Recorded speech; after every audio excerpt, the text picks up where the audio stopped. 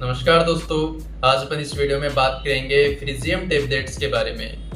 दोस्तों ये जो फ्रीजियम टेबलेट्स होती है मार्केट में 5 mg और 10 mg की डोज में अवेलेबल रहती है। दोस्तों ये जो फ्रीजियम टेबलेट्स होती है ये इसका ब्रांड नेम होता है। इसमें जो ड्रग आती है उसका केमिकल नेम होता है क्लोबाजेम टेबलेट्स। दोस्तों मार्केट में लगभग इसकी 5 mg की डोज की जो टेबलेट्स होती है लगभग 86 रुपीज़ तक इसकी 15 टेबलेट्स की जो स्ट्रिप होती है वो अवेलेबल हो जाती है। दोस्तों बात करते हैं ये कि कौन कौन सी डिजीज कंडीशन में काम में ली जाती है और किस प्रकार ये अपने शरीर में काम करती है। दोस्तों ये जो फ्रीजियम टेबलेट्स होती है अपने शरीर में ब्रेन जो मस्तिष्क होता है ब्रेन के ऊपर काम करती है और इसमें जो कुछ न्यूरोट्रांसमीटर्स होते हैं केमिकल्स होते हैं अपने ब्रेन के अंदर उसको न्यूरोट्रांसमीटर्स बोलते हैं, तो उसकी तरह काम करती है। दोस्तों काफ़ी प्रकार के न्यूरोट्रांसमीटर्स होते हैं जैसे एसिटाइलकोलिन हो गया, गाबा अमीनोब्यूटेरिक एसिड इसको गाबा भी बोलते हैं, गाबा हो गया, डोपामिन, सीरोटोनिन हो गया, ऐसे काफ़ी प्रकार के न्यूरोट्रांसमीटर्स होते हैं जिसमें से एक न्यूरोट्रांसमीटर होता है गाबा गाबा अमीनोब्यूटेरिक एसिड। जब इसकी डेफिशिएंसी आ जाती है, जब गाबा अमीनोब्यूटेरिक एसिड की कमी आ जाती है तो उस कंडीशन में कुछ समस्याएं देखने को मिलती है पेशेंट में, जैसे एंजाइटी, घबराहट होने लग जाना, इसके अलावा एपिलेप्सी, सीजर्स, मिर्गी के दौरे आने लग जाना। तो इस कंडीशन में क्या होता है कि ये जो फ्रीजियम टेबलेट्स होती है ये गाबा अमीनोब्यूटेरिक एसिड जो न्यूरोट्रांसमीटर होता है उसकी तरह काम करती है और ब्रेन के अंदर जो गाबा न्यूरोट्रांसमीटर होता है उसके लेवल को इंक्रीज करती है, मेंटेन करने का काम करती है। और अगर किसी के भी एंजाइटी, घबराहट जैसी शिकायत है, एपिलेप्सी, सीजर्स, मिर्गी के दौरे आने जैसी शिकायत है तो उनको ये दवाई प्रिस्क्राइब की जाती है ताकि ये ठीक हो सके कंडीशन। दोस्तों एंजाइटी जो होती है उसमें क्या होता है पेशेंट के भूख नहीं लगती, लॉस ऑफ एपेटाइट हो जाता है, पाल्पिटेशन, पेशेंट की जो धड़कन होती है हार्ट की वो अपने आप खुद को सुनने लग जाती है और जैसे छोटी छोटी चीज़ों से उसको डर लगने लग जाता है, कोई भी चीज़ में उसको करने में इंटरेस्ट नहीं आता है, उसका मन नहीं लगता है कोई भी काम में।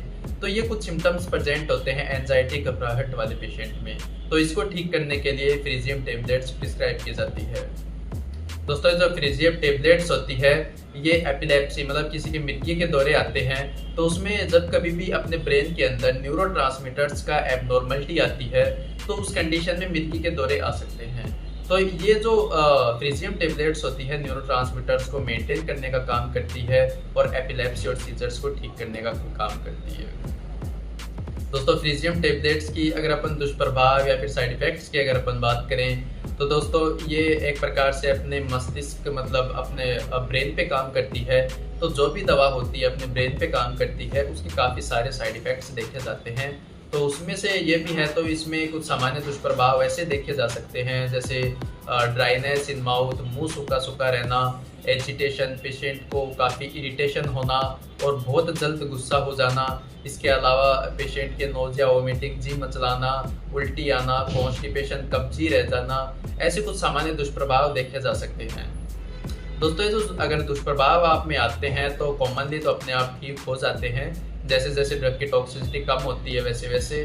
अगर आप में ये दुष्प्रभाव बढ़ते हुए नज़र दिखाई देते हैं तो उस कंडीशन में आप अपने जो कंसल्टेंट डॉक्टर है उनसे जाकर कंसल्ट ज़रूर कर दें।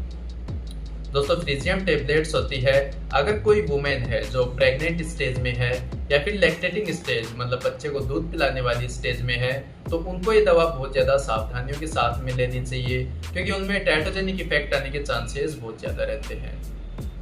इसी के साथ में दोस्तों अगर कोई पेशेंट है जिसके काफ़ी लंबे समय से हार्ट फेलियर जैसी शिकायत है, किडनी फेलियर जैसी शिकायत है या फिर कोई पेशेंट अल्कोहल इंटेक कर रखा है तो उनको भी ये दवा बहुत ज़्यादा सावधानियों के साथ में काम में लेनी चाहिए क्योंकि उनमें साइड इफ़ेक्ट्स बहुत जल्दी देखे जा सकते हैं। इसीलिए दोस्तों फ्रीजियम टेबलेट्स आप हमेशा डॉक्टर के परामर्श से ही काम में लें, डॉक्टर के प्रिस्क्रिप्शन से ही काम में लें।